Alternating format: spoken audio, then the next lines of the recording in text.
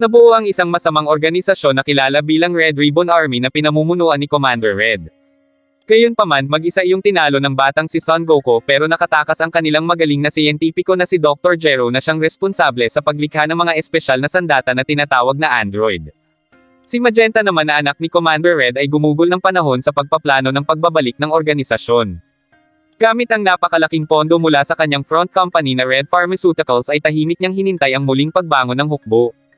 Lumipas ang panahon at nagpatuloy si Dr. Gero sa lihim na paggawa ng kanyang mga android at ipinagpatuloy ang pagbuo sa kanyang sarili upang maging isa ding android. Ngunit siya ay tinalo ni Goku at sa huli ay napatay ng kanyang sariling nilikha, ang Android 17.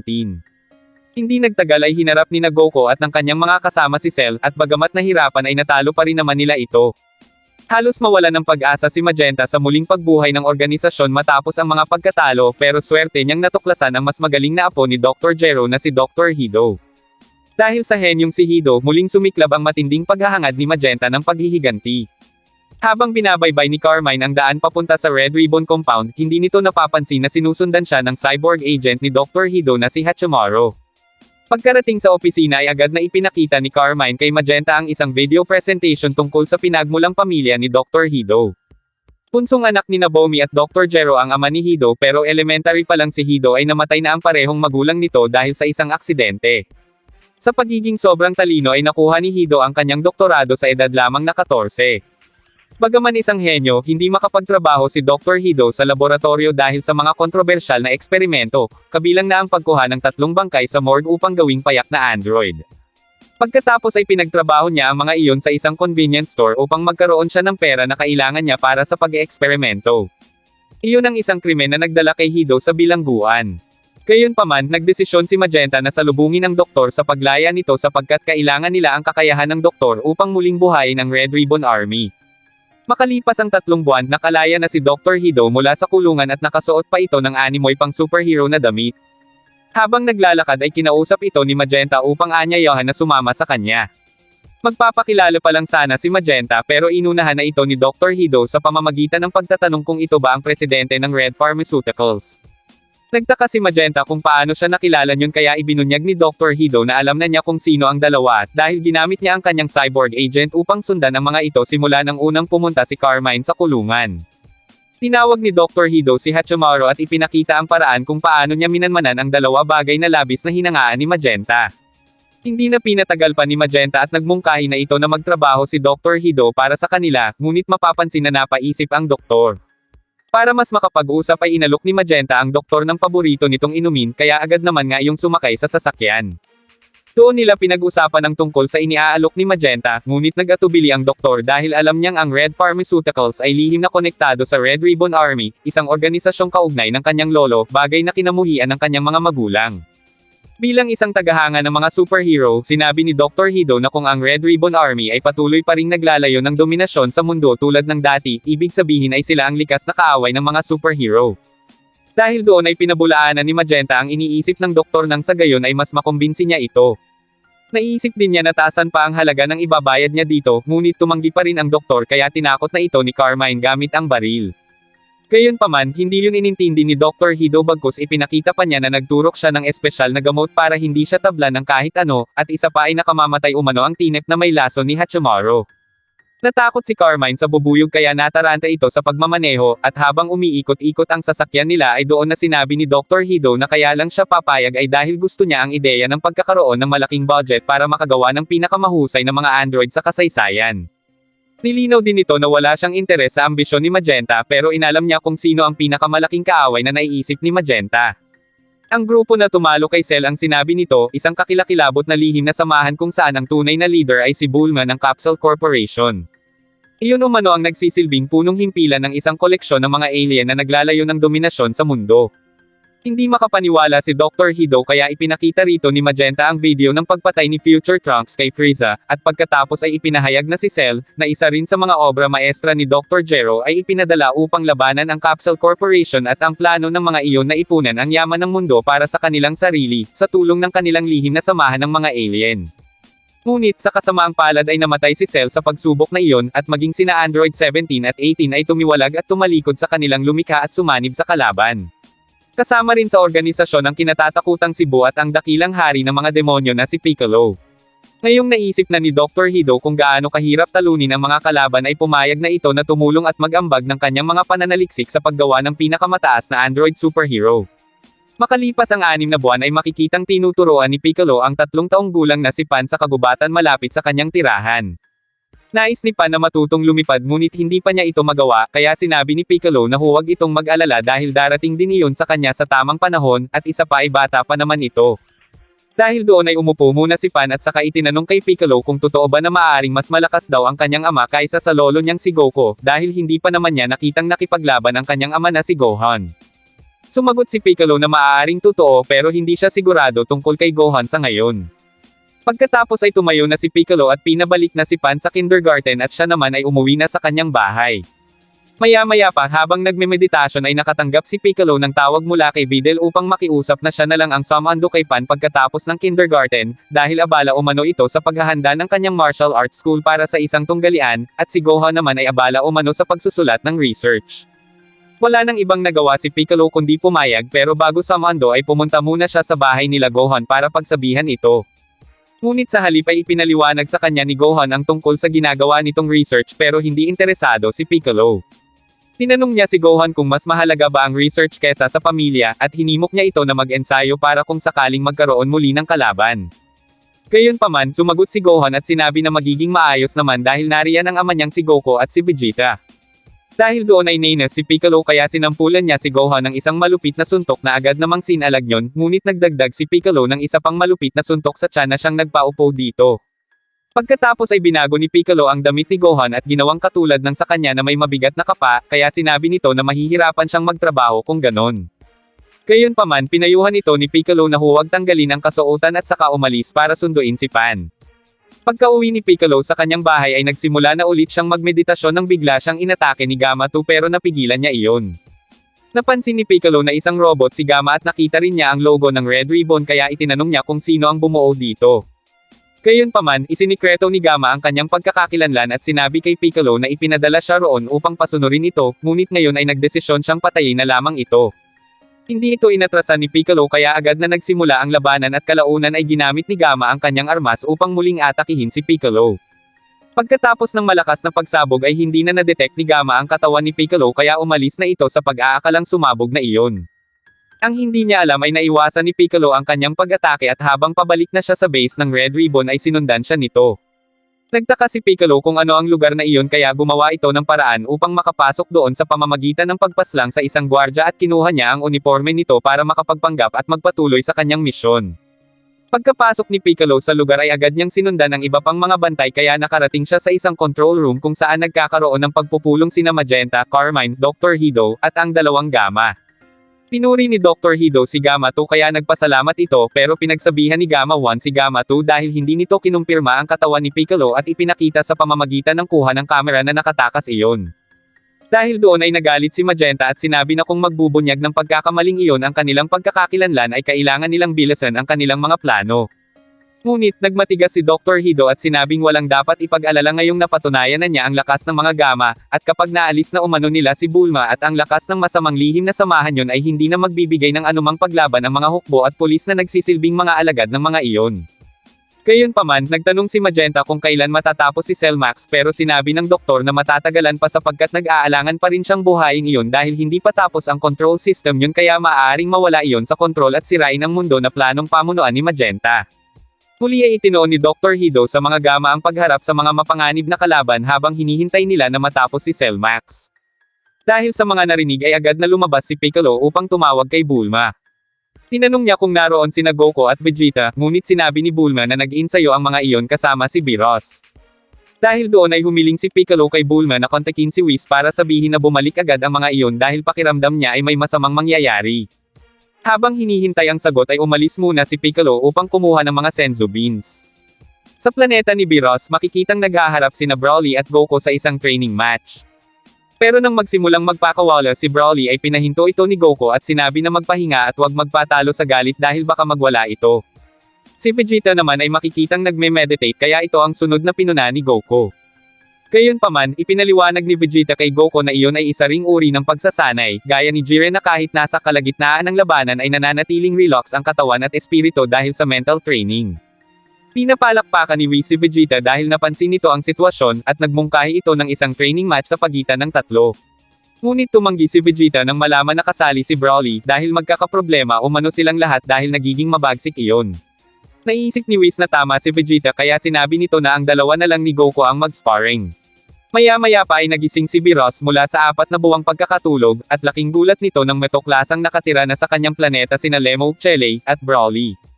Noong una ay hindi sang-ayon si Beerus na manatili ang mga iyon sa kanyang planeta, pero sinabi ni Goku na iyon ang pinakamainam na paraan para maprotektahan si Broly mula kay Frieza. Gayunpaman, matapos nitong tikman ang pagkaing niluto ni Lemou at nang makita ang kaakit-akit na si Chele ay pumayag na si Beerus na manatili doon ang tatlo. Dahil doon ay sinabi ni Whis na simulan na ang laban, pero dahil gutom ay humiling si Goku na kumain muna sila. Pagkatapos ay agad na nagsimula na ang laban ng dalawa. Habang kumakain ng ice cream ang iba ay seryoso namang nanunood si Broly sa laban ni Goku at Vegeta. Sa gitna ng laban, saktong tumama ang isang malaking tub ng ice cream na inihagis ni Beerus sa taas ng tungkod ni Whis, na siyang nagsisilbi nitong contact sa Earth, kaya naman hindi nila napansin ang tawag ni Bulma, bagay na labis na ikinainis nito. Samantala sa Earth, ibinigay ni Koren kay Piccolo ang natitirang 2 senzu beans na meron siya. Hindi pa man nakakaalis ay nakatanggap na siya ng tawag mula kay Bulma upang ibalita na hindi pa nito makontak si Whis. Dahil doon ay inisip ni Piccolo na mahihirapan siya kung wala sina Goku at Vegeta, kaya iminungkahi ni Koren si Gohan, ngunit sinabi ni Piccolo na hindi niya yun maaasahan sa ngayon. Hindi rin umano madyay gising si Buu mula sa pagkakatulog kaya hindi makapaniwala si Piccolo na mag-isa niyang haharapin ang mga kalaban. Gayunpaman, agad nitong naalala si Great Elder na siyang nagpalakas noon sa potensyal ni Gohan at Kuririn, kaya lumipad siya patungo kay Dende upang itanong kung maaari rin siyang palakasin nito. Ngunit sinabi ni Dende na hindi niya iyon kaya dahil siya ay bata pa, kaya sa halip ay naisip nito ipaguhit kay Shenlong ang potensyal ni Piccolo katulad ng ginagawa ni Great Elder. Napaisip si Piccolo kung makakakolekta pa siya ng mga Dragon Balls sa tamang oras, pero sinabi ni Dende na malamang ay nakolekta na ni Bulma ang mga iyon. Dahil doon ay agad na tinawagan ni Piccolo si Bulma, at nang malaman na hawak nito ang 7 Dragon Balls ay umalis na ito upang kuhanin ang mga iyon. Pagkatapos ay doon na sinabi ni Piccolo ang unang hiling at pinagawa kay Shenlong na ilabas ang kanyang nakatagong potensyal, at binigyan pa siya nito ng maliit na bonus. Dahil wala nang iba pang hiling si Piccolo ay ginamit na ni Bulma ang 2 natirang hiling para mapalaki ang kanyang puwet na tulad ng sa mga batang babae, at mapahaba pa ng 2 milimetro ang kanyang mga pilak mata. Hindi makapaniwala si Piccolo na sa ganun lang ginamit ni Bulma ang 2 kahilingan, hanggang sa mapagtanto na nga nito na sana ay hiniling na lang nila na mapabalik na doon sina Goku at Vegeta. Nang maniisi si Piccolo ay sinabi ni Bulma na hindi rin naman yun naisip ni Piccolo, kaya nang hihinayang na lang itong bumalik patungo sa headquarters ng mga kalaban. Sa base ng Red Ribbon, sabik na ang 2 na mapabilis ang kanilang mga plano, kaya nag-isip sina Magenta at Carmine ng isang paraan para akitin si Gohan. Alam ng mga ito na may anak iyong babae, kaya napagdesisyonan nilang ipadukot iyon upang mahikayat si Gohan na pumunta doon mag-isa. Nang matanggap ang utos, si Piccolo na nakasuot pa rin ng unipormeng pang Red Ribbon, ay nagboluntaryo na siyang magsagawa ng misyon upang dukutin si Pan, dahil aniya ay pamilyar siya kay Pan bilang apo ng kilalang si Mr. Satan. Pinagtambol si Piccolo kasama ang isa pang sundalo para sa misyon. Habang nasa eroplano ay naisip ni Piccolo na maaaring iyon na ang perpektong pagkakataon upang matulungan si Gohan na magising. Pagkarating sa kindergarten ay agad na kumilos ang sundalong si 15 upang magpanggap na sundo ni Pan, ngunit agad na inatake at pinabagsak ng batang babae ang sundalo at sinabi sa guro na hindi niya iyon kilala. Tumakbo si Piccolo palapit at agad itong nakilala ni Pan sa pamamagitan ng kanyang ki, kaya dinala niya ito pati na rin ang walang malay na si 15 pabalik sa eroplano ng Red Ribbon. Sa loob ng sasakyan, ipinaliwanag ni Piccolo ang plano niya kay Pan at bago niya ito dalhin sa base ng Red Ribbon ay ipinangako niya na paprotektahan niya ito. Nagkunwari si Pan sa isang video na siya ay natatakot upang akitin si Gohan, at pagkatapos ay nagpunta sina Piccolo at 15 sa bahay ni Gohan upang ihatid ang mensahe. Hindi nasindak si Gohan nang itutok ni 15 ang baril sa kanya, ngunit nang ilabas na nito ang video ni Pan ay nagbago ang lahat. Tumaan si Gohan palabas ng bintana at nag-transform sa Super Saiyan, na siyang dahilan para magkaroon ng isang malaking hukay na nagbabagsak ng kaunting bahagi ng kanyang bahay. Sa takot ay humingi ng tawad si 15 at magalang na humiling kay Gohan na sumama na sa kanila, at tiniyak din nito na hindi nasaktan si Pan. Pagkarating ni Gohan sa base ay natano agad nito ang kanyang anak, kaya't para mapabilis sa pagbaba ay pinasabog na nito ang eroplano. Lumipad siya patungo sa kinaroroonan ni Pan pero agad siyang hinironggen at sinipa pababa ni Gamma 2. Doon na inutusan ni Dr. Hido si Gamma 1 na kalabanan si Gohan. Habang naglalaban sila ay mapapansin ang kalamangan ni Gamma 1 kahit pa si Gohan ay isang Super Saiyan. Dahil doon ay nagkunwari sina Piccolo at Pan ng isang palabas kung saan iniangat ni Piccolo si Pan sa pamamagitan ng paghawak sa necktie ng bata at binantaang sasaktan ito, ngunit nagtaka siya nang tumutol ang Gamma laban sa kanyang ginagawa. Gayunpaman, ang pagkakataong iyon ang nagpalabas ng pinakamataas na anyo ni Gohan kung saan nagsimula na itong magtaglay ng kalamangan sa kanilang laban. Dahil doon ay pinapunta ni Dr. Hido si Gamma 2 bilang backup sa laban, ngunit pinigilan ito ni Piccolo gamit ang kanyang bagong nagising na anyo.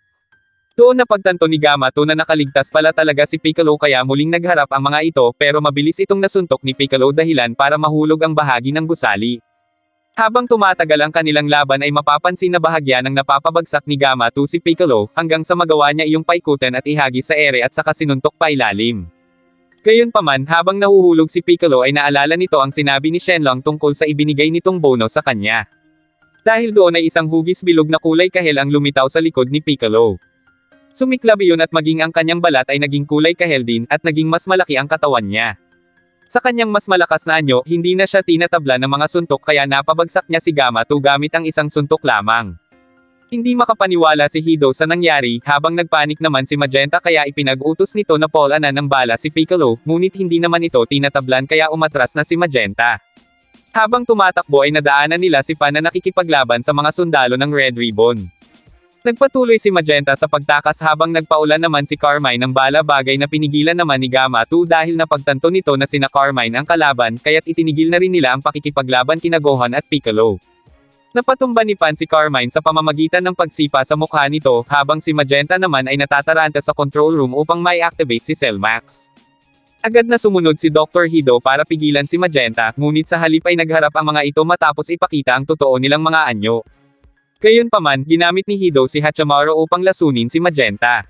Habang hindi magkaintindihan si Magenta sa kanyang nararamdaman ay naisip ni Hido na kuhanin na lang ang lahat ng pera nito at tumakas na kasama ang mga Gamma. Ang hindi niya napansin ay ginamit ni Magenta ang huling sandali nito upang sirain ang lock ni Cellmax. Samantala, matapos ang labanan ay nagtipon-tipon ang lahat kasama na ang mga Gamma. Dumating si Bulma kasama sina Trunks, Goten, Kuririn, at Android 18 bilang backup. Nagulat si Piccolo nang makita niyang malaki na ang ipinayot ni Goten at Trunks mula nang huli silang magkita, kaya binanggit ni Gohan na ang mga Saiyan ay nananatiling maliit hanggang sa maabot nila ang isang tiyak na edad, at doon na nagsisimula ang kanilang paglaki. Pagkatapos ay binati ni Gohan si Piccolo tungkol sa bago nitong anyo, at iminungkahi na bigyan iyon ng pangalang Orange Piccolo.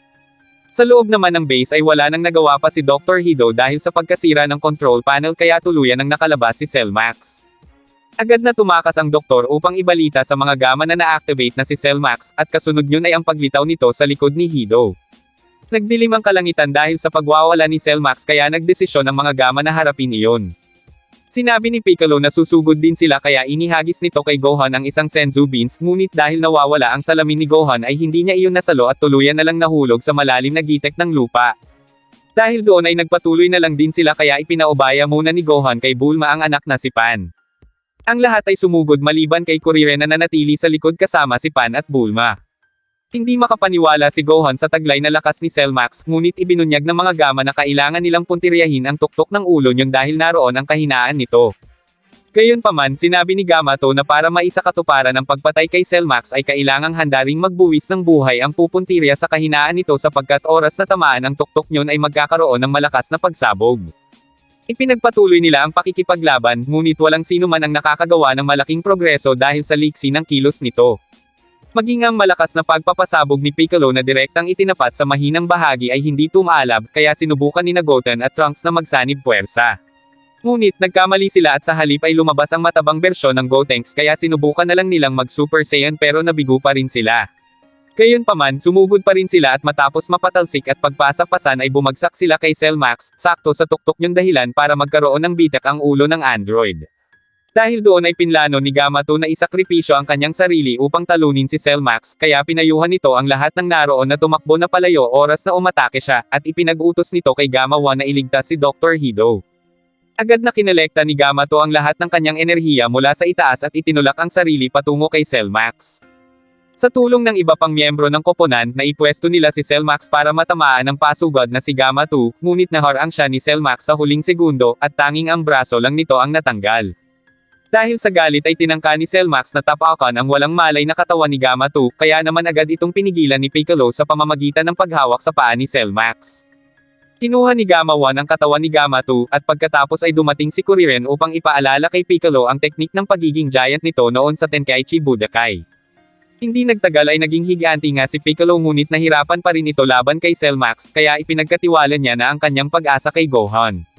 Ibinigay niya rito ang huling Senzu Beans at sinabing ipakita ni Gohan sa kanya na kaya nitong iligtas ang mundo. Agad nilang sinimulan ang plano ngunit hindi pa rin natalo si Cellmax kaya tinawag ni Piccolo ang lahat at sinabing hahawakan niya si Cellmax ng matagal upang makapagbigay si Gohan ng isang buong lakas na pag-atake sa mahinang bahagi niyon. Pagkasugod ay mabilis na nakayanan ni Cellmax na talunin si Piccolo kaya sumugod na rin muna sina Gotenks, Kuririn, at Android 18 habang nagko-concentrate pa si Gohan.